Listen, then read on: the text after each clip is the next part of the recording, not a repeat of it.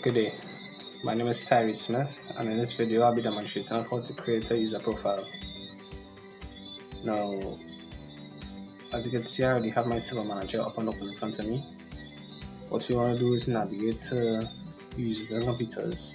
So go to the Tools menu, go down to Active Directory, Users and Computers. When the screen opens, you would see your domain on the left. Expand it. In the domain, you'll see a list of OUs, organization units. Now for my users and computers, I've already created a test group, or test users group.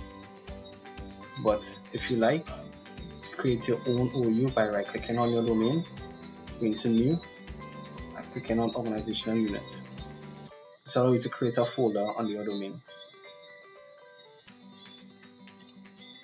To my domain, I can create a new user by right clicking and going to new, create user, or I can simply click on the user icon.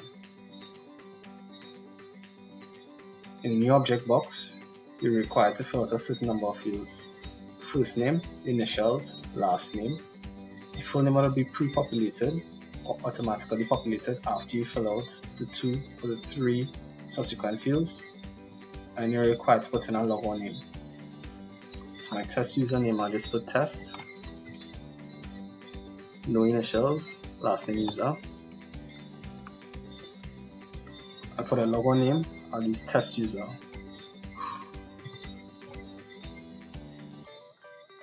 So usually in some organizations, they might use the first initial of the first name followed by the last name.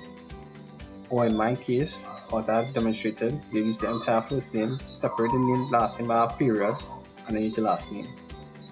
Click next. Here we then be asked to generate a password.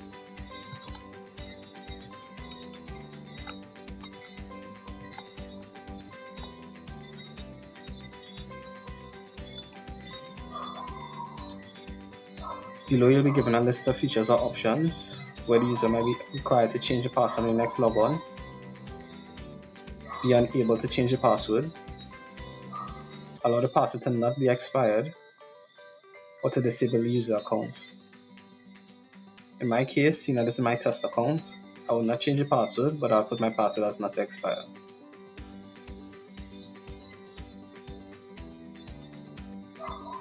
As you can see here, in my users OU, I have my test user created.